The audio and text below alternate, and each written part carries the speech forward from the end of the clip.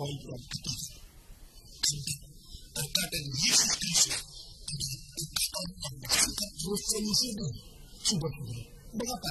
Semua yang konsep-konsep agama itu bertemu dengan konsep-konsep Yesus Kristus. Anda melihat, maka Kristus bukan sandal silau, bukan roba-roba, atau memberikan perhiasan untuk menutupi akhir Tuhan. Yesus langsung berada. Yesus mau secara tuntas dari permulaan mendukung revolusi konsep. Sudah-sudah. Lalu perkataan Yesus Kristus begitu prinsipil dan begitu menggugah dan begitu merambat pada seluruh pikiran diri manusia kalau dia adalah yang berrevolusi. Saya ambil satu contoh saja.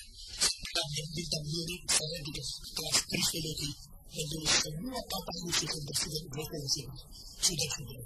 Yesus Kristus berkata, yang bisa membunuh tubuhmu, yang bisa membunuh akan jasadimu, jangan katakan itu. Aku lakukan kepada mereka yang bisa membunuh Tuhan. Dan sudah-sudah, kalimat-kalimat seperti ini menyebabkan seluruh bangsa orang Yahudi. Dan Yahudi sudah mereka mendapatkan kehidupan dari Tuhan. Sehingga seperti Daniel tidak jadi mati, tidak tawannya tidak jadi mati, tidak bakar api. Mereka mengalami bahaya Tuhan melindungi. Tapi tidak terjadi baru. Lalu, konsep ini bisa dibentuk satu persatu mati dibunuh, dipenggal kepala, ditusuk atau dipotong. Mereka tetap setia karena apa? Sudah mendapatkan revolusi, konsep revolusi. Dan ada kalimat orang lain di sepanjang dunia yang bisa dibanding dari sifat ini. The word of Christ is the nature revolutionary. Sesuatu kuasa berulang, kuasa berulang. Karena apa?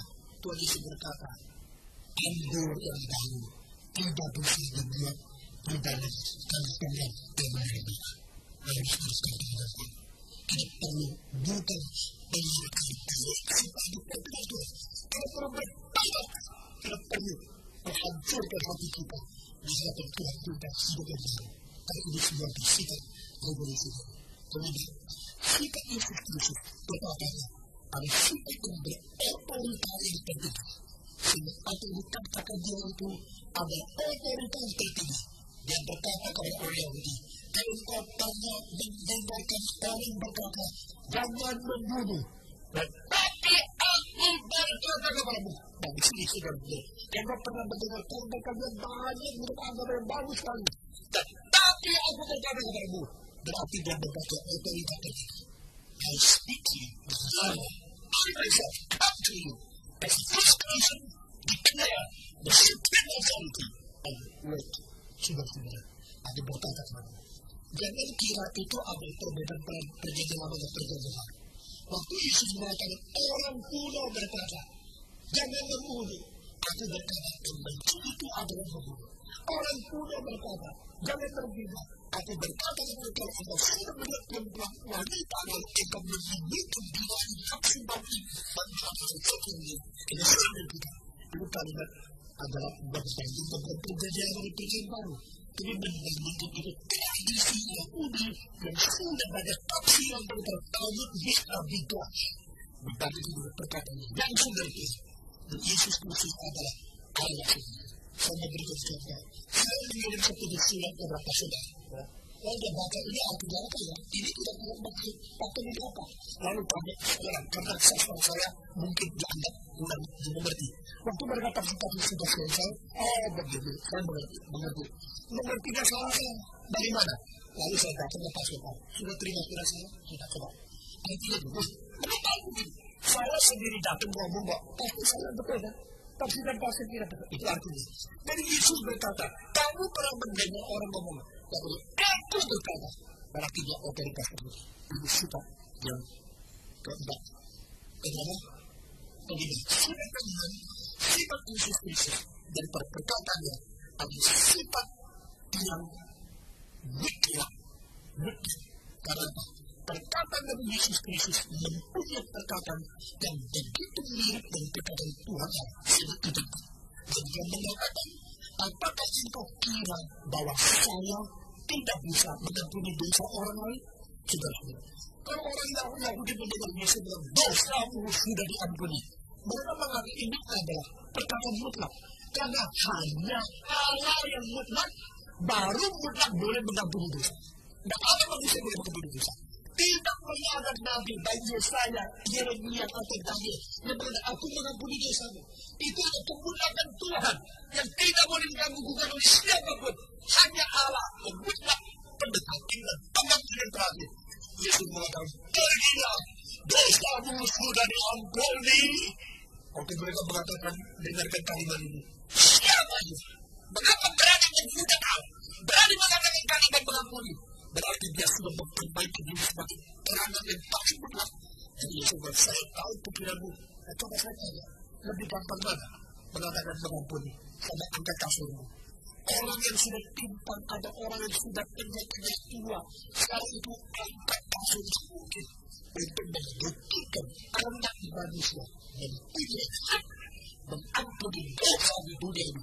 Bahkan kadarnya, hei, angkat kasurmu, angkat sendiri, pulang. Maka orang yang sakit sudah mau mati itu, angkat kasur pulang. Sudah, kamu pulang, angkat kasur.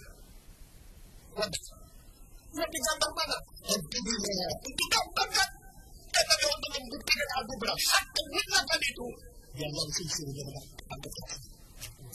Itu dilupakan firman Tuhan. Sudah terakhir, kekekalan firman Tuhan. Ini terkandung di dalam Matius 24 ayat ke-35. Mari kita membaca bersama-sama. Mazmur 24 ayat ke-35.